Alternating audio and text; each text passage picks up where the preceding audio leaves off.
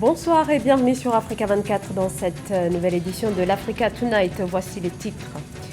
L'État français reprend sa coopération avec l'armée malienne. Le président Emmanuel Macron avait suspendu les opérations au Mali depuis le 3 juin à la suite d'un second coup d'État opéré au Mali au mois de mai.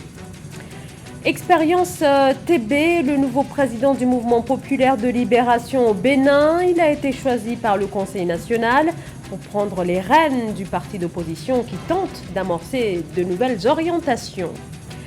Et l'Ordre national des experts comptables du Cameroun plaide en faveur de plus de transparence dans la gestion des finances publiques. Le décryptage à suivre dans ce journal. Nouvel enlèvement au Nigeria. Un groupe d'individus armés ont enlevé des lycéens dans le nord-ouest. C'est un pensionnat de l'État de Kaduna, situé dans la localité de Chikou, qui a été visé. Cela s'est passé dans la nuit de dimanche à lundi. 140 lycéens ont été kidnappés, sans doute pour être échangés contre une rançon, indiquent les autorités nigérianes. Il s'agit de la troisième attaque perpétrée à Kaduna ces 3 derniers jours. Dimanche, au moins 8 employés d'un hôpital de cet État ont été là aussi enlevés. La France a annoncé il y a quelques jours la reprise de sa coopération avec les forces armées maliennes. La France, avec ses militaires déployés au Sahel, va ainsi reprendre ses opérations conjointes. Le gouvernement français avait début juin indiqué avoir suspendu sa coopération bilatérale en réaction au deuxième coup d'État au Mali en à peine 9 mois, qui a fait du colonel Assimi Goïta le président de ce pays crucial pour la stabilité au Sahel. Marie-Raphaël Antolo. Le Mali et la France reprennent leur coopération militaire. Cette annonce a été faite par le ministre français des Armées le 2 juillet 2021. Elle reprend après avoir été suspendue pendant près de 2 mois. Selon des experts, cette reprise de coopération intervient à la suite de discussions franches et très poussées entre les deux États. Par ailleurs, la reprise de cette coopération intervient alors que l'opération française Barkhane dans le Sahel tire à sa fin. Il est évident aujourd'hui que la flexibilité de la CEDEAO vis-à-vis notamment de la junte militaire au pouvoir a été un élément très important dans le cas de l'assouplissement de la position française. Car du point de vue diplomatique de la CEDEAO, il faut aménager la junte au pouvoir en vue de négocier un plan de sortie des crises, au lieu que ce soit dans le cadre de la radicalisation, de la condamnation ciblée en tant que telle. La deuxième raison est que les opérations Takuba, qui rejoignent essentiellement la force française, estonienne et tchèque, commencent à granger des victoires déjà sur le théâtre des opérations militaires. En réalité, car dès la semaine dernière déjà, certains cadres de l'EI, notamment l'État islamique au Maghreb, avaient été neutralisés, notamment à Agbaï, par l'armée française. Donc ces victoires peuvent être des facteurs de motivation aujourd'hui pour les troupes françaises sur le théâtre des opérations militaires dans le nord du Mali. L'annonce de la suspension de la coopération avec l'armée malienne est intervenue au lendemain du deuxième putsch dans le pays, orchestré 10 mois après le premier coup d'État dirigé par la junte militaire. Par ailleurs, des experts soulignent que la décision de suspendre ces liens militaires avait été prise sans la consultation des militaires maliens. Le départ de la France aurait été une aubaine pour la Russie de s'installer au Mali, comme nous l'avons vu en Centrafrique en tant que tel. Donc la France voit une menace dans son précaré français. Donc ce revirement pourrait se justifier alors par autant de menaces, aussi bien sur le plan géopolitique, également sur le plan régional. Car la CEDEAO aujourd'hui, pour la première fois depuis 1975, date de sa création, la CEDEAO ne partage pas le point de vue de la France par rapport à la fermeté de la radicalisation liée au discours du 10 juin dernier du président Macron. Donc la CEDEAO recommande aujourd'hui l'assouplissement, une sortie des crises à 7-6 mois de la fin de cette transition politique au Mali en tant que telle. Voilà autant d'enjeux qui peuvent justifier alors un tel revirement. Malgré les scénarios controversés déjà développés sur cette rupture militaire entre le Mali et la France, sa reprise intervient comme un nouvel espoir pour la France et le Mali selon des experts. Cette reprise de coopération vient par ailleurs mettre fin à la suspicion selon laquelle la fin de cette coopération militaire aurait pu pousser une partie de l'armée malienne sous la pression d'une partie de l'opinion à s'allier avec des groupes djihadistes.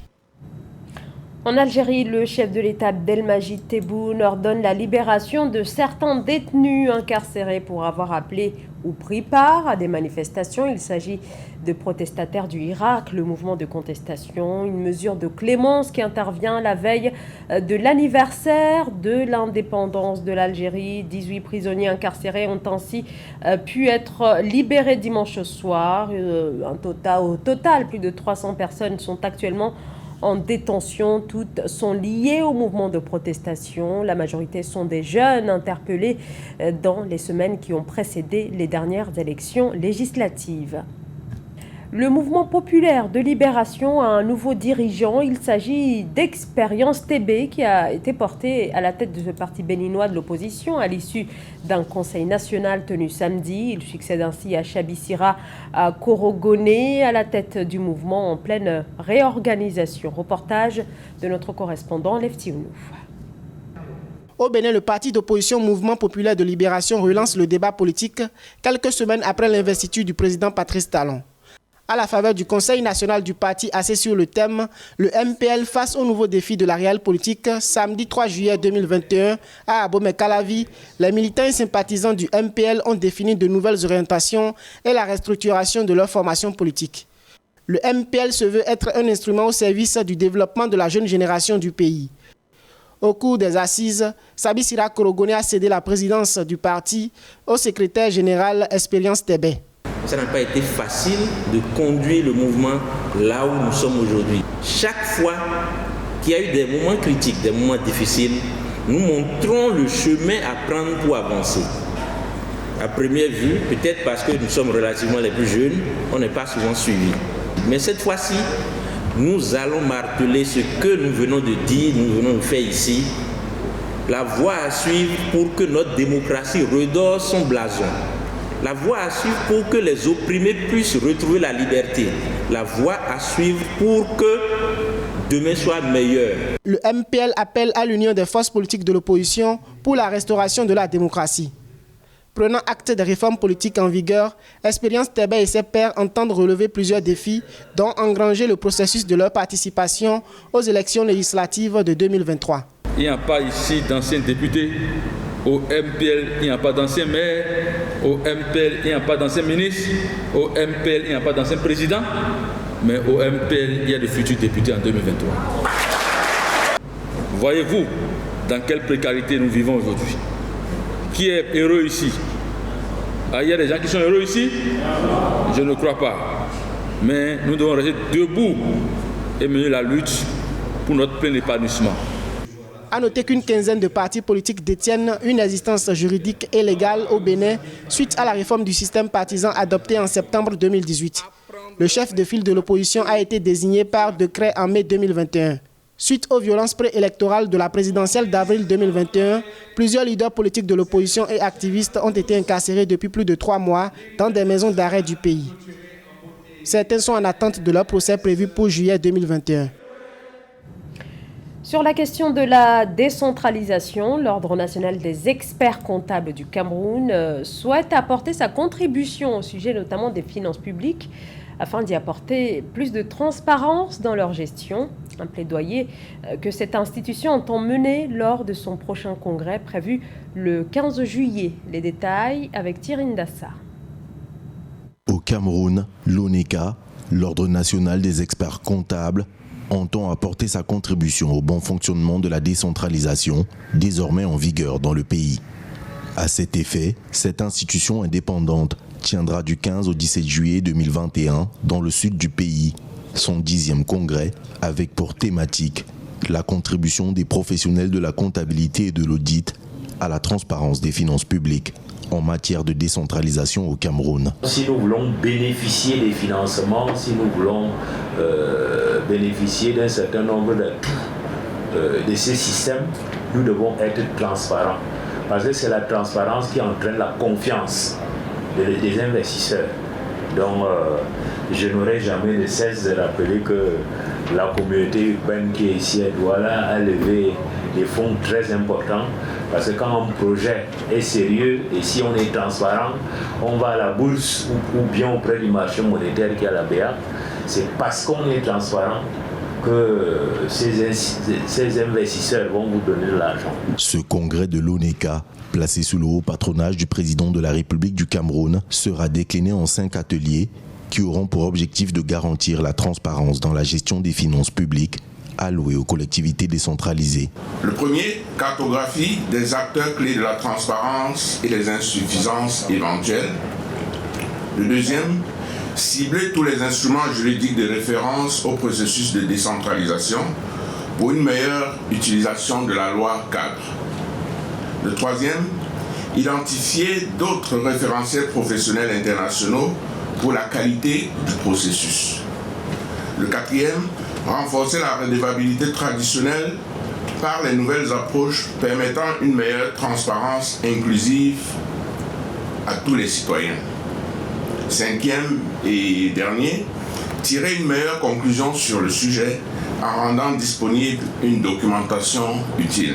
L'Ordre national des experts comptables du Cameroun bénéficie d'une solide représentation au sein des comités nationaux, régionaux et internationaux, à l'instar de l'IFAC, la Fédération internationale des comptables, pour une régulation aux standards internationaux.